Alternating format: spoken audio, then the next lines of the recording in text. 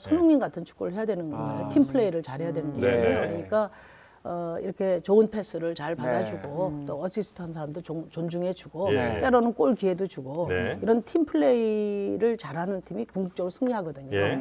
그러니까 단독 과반에 집착하기보다 연합 다수로 가는 것이 진정한 승리다. 한국 사회가 직면한 여러 가지 지금 난제들이 많잖아요. 네네네. 뭐 저출생 문제부터 네. 시작해서 불평등 문제, 그다음에 네. 기후 위기 문제, 뭐 전쟁의 위험 문제 네. 이런 난제들을 해결하기 위해서는 네. 광범한 연합 정치가 필요하다는 작동되는 거. 정치로 네. 바뀌어야 예. 우리 대한민국의 미래가 있다 이런 생각을 하는 거고요. 예. 그 안에 이제 뭐 네네. 윤석열 정권에 네. 대한 어떤 그 퇴행을 강력하게 저지하는 것은 일부인 것이죠.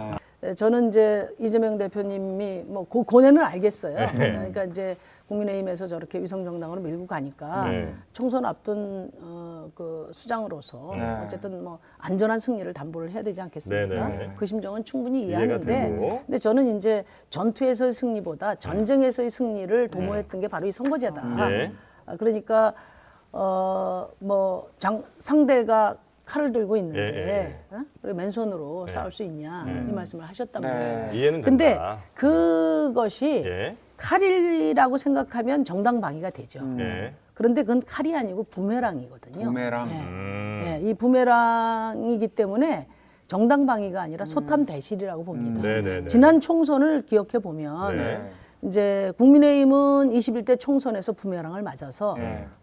이제 그 지역구 참패를 했고요. 네. 그다음에 결국 민주당은 180석을 얻었지만 네. 대선에서 부메랑을 맞은 네, 격이라고 네. 저는 봐요. 네. 그러니까 지난번 환기해 보면 국민의힘이 지난 총선에서 수도권 같은 경우 네. 그 지지율은 네. 51대 48밖에 안 됐습니다. 그러니까 아예 박빙 선거였어요. 네. 그런데 의석수는 103석 대 15석인가 그랬어요. 그러니까 85대 13로 네, 네, 됐어요. 네, 그러니까 네.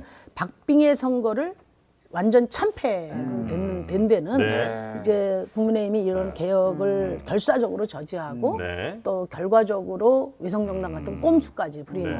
것에 대한 저는 국민들의 심판이라고 근데 이제 봅니다. 민주당과 그래서 제가 네. 말씀드리는 거는 네. 요것만 말씀드릴게요. 네. 저는 뭐 어제 뭐 말씀을 하셨지만은 결국은 민주당이 큰 틀에서 정말 준연동형제 취지를 온전히 수용했다면 더 좋았을 텐데. 뭐 국민의힘보다 의석수가 밀릴 수는 있지만 네. 저는 크게 다수 연합 다수로서 네. 더 큰 승리를 할 수 있었을 네, 거다. 알겠습니다. 이런 데 대한 네. 강력한 아쉬움을 예, 그 갖고 있습니다. 민주당이 꾸는 꿈과 우리 의원님 혹은 뭐 저 녹색정의당이 꾸는 꿈이 좀 다른 건 아닌가? 예를 들면 민주당은 지금 현재 그 선거 전략을 통해서 막고 싶은 것이 이제 하고 싶은 것이 윤석열 정부를 견제한다. 혹은 이제 윤석열 정부에 대한 심판을 한다. 이런 게 이제 그들의 꿈인 거고, 우리 의원님께서는 진보 세력의 좀 안정적인 뭐 원내 진입이라든지 혹은 교섭단체를 이루는 것, 이런 것이 이제 꿈이신 거 아니에요? 네, 거꾸로입니다. 아, 그래요? 네, 거꾸로입니다. 우리가 이 생각을 해볼 필요가 있는데 네. 요즘에 이제 뭐 축구 네. 좀뭐 전혀 안 보시죠. 아시안컵 잘 보지 않습니까? 네. 그러니까 호날두 같은 축구가 아니라 손흥민 같은 축구를 해야 되는 거예요. 팀 플레이를 잘해야 되는 거예요. 네. 그러니까 이렇게 좋은 패스를 잘 받아주고 또 어시스트한 사람도 존중해주고 예. 때로는 골 기회도 주고 네. 이런 팀 플레이를 잘하는 팀이 궁극적으로 승리하거든요. 예.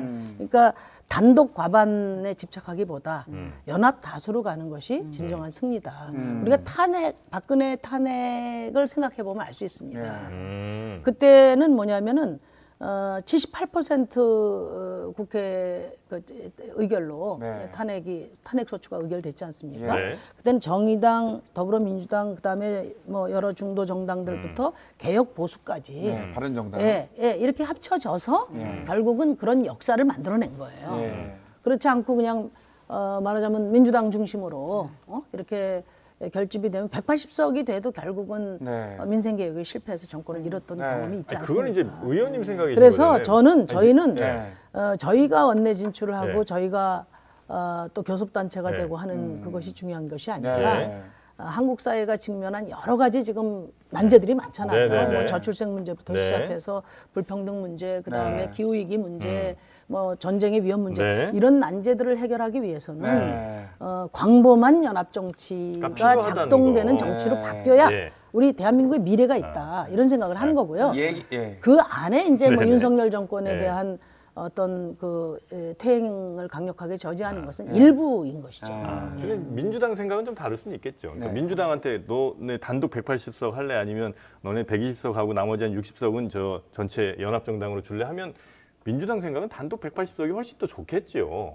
왜냐면 이제 그래야 컨트롤할 수 있는 그 당내 세력이 훨씬 더 큰 거니까 정치 세력이 훨씬 커지는 단일 세력으로 커지는 거니까 훨씬 더 좋은 거죠 민주당은. 근데요. 네. 이 주장이 네. 민주당과 정의당의 의견 차이가 아니고 네. 저의 그 선거법을 바꿔서 다당제 연합 정치로 가야 된다 네. 하는 것은 네. 김대중 대통령님이 말씀하신 거고 음.